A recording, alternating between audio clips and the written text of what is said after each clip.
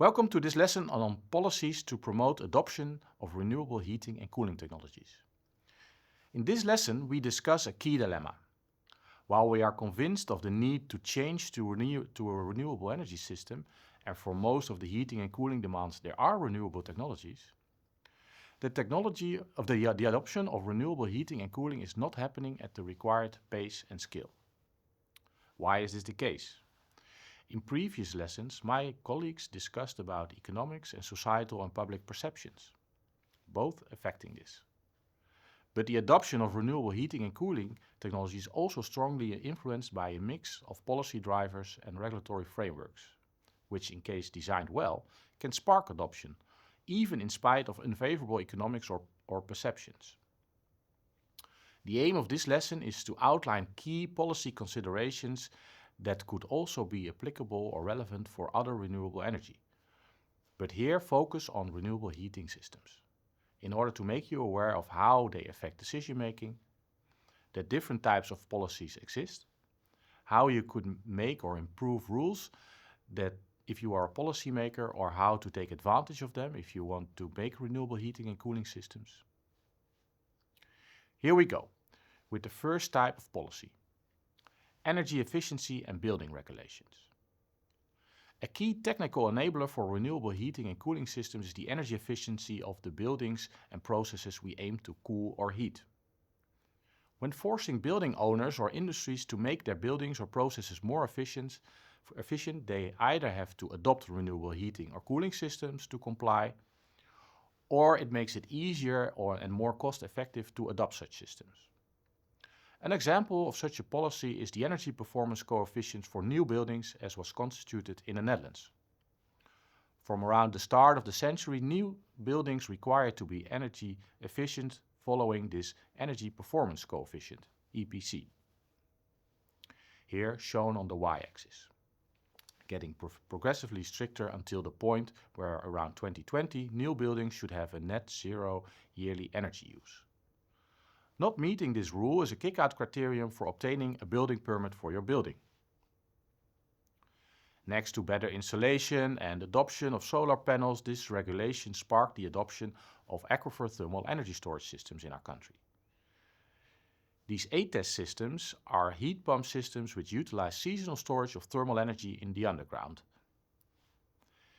In the period before 2015, such systems were not preferred from an economical perspective, as they were way too expensive to install, and at the fossil energy price level at that time would not result in an economically viable business case.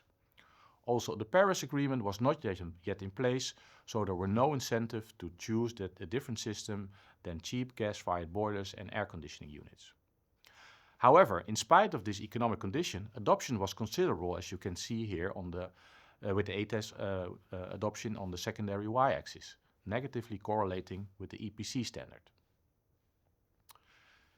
Instead of constituting a general performance indicator, another policy could be to simply forbid the installation of fossil fuel-based heating devices, or make the application of, for example, heat pumps compulsory. National and regional emission reduction goals or renewable energy usage targets make local governments plan and coordinate the adoption of renewable technologies. This provides clarity for users and prevents for every building owner or company the need to reinvent the wheel. It also ensures that local available resources are optimally utilized and provides clarity for inhabitants, providing with guidelines how to change their system. Imagine a city like Amsterdam with a variety of old and new neighborhoods, all with their own characteristics with regard to the built environment and the spatial layout, the economic and social activities, and their patterns of energy use. Without the need to look at the details on this map, it shows that for neighborhoods, different renewable energy solutions are optimal. The solutions involve district heating grids, all electric, gas just for cooking, low temperature systems with heat pumps, and green gas mostly in the historical city center. Also on a regional level, establishing such plans help to optimally utilize renewable sources of thermal energy. In this example, the area between Rotterdam and The Hague in the Netherlands is shown on the map. It involves a variety of existing and planned available sources like combined heat and power plant, residual heat from industry in the port of Rotterdam, and geothermal system around the entire area. What this map also shows is the regional interconnection of large-scale heat supply with local grids and their connected users. Some of these linkages already exist and some are currently being built and planned, and some are required in the future. Challenging but important to take into account in making such plan is the transition period of moving from the current to the future energy system, as such plan usually take multiple decades to unfold. Another technical-oriented policy category relates to the facilitating of the establishment of infrastructure. For example, co-investing in infrastructure by enforcing in law that district heating companies should be at least publicly owned for 50%, as will be effective from 2026 in the Netherlands, or by setting up a certification scheme, for example, for heat pump installation companies to ensure a minimum market quality level, protecting consumers and ensuring that such devices run optimally and do contribute to emission reduction after they have been installed. Last but not least, we come to financial drivers. Commonly, renewable heating and cooling systems have a high upfront cost and low operational cost. So for technologies that are difficult to get funding for from banks because users don't have capital available, subsidies, tax benefits or other types that reduce capital expenses help that systems get installed. Alternatively, special loans could also help to get funding for initial investments, like revolving funds or risk funds to take away risks for novel technologies.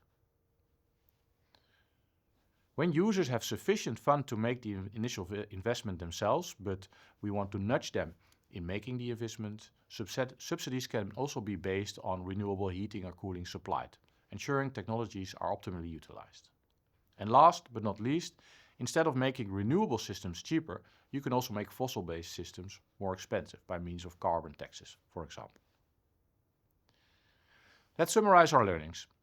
We started off with the observation that large-scale adoption of renewable heating and cooling system requires, or at least can be helped, with policy drivers.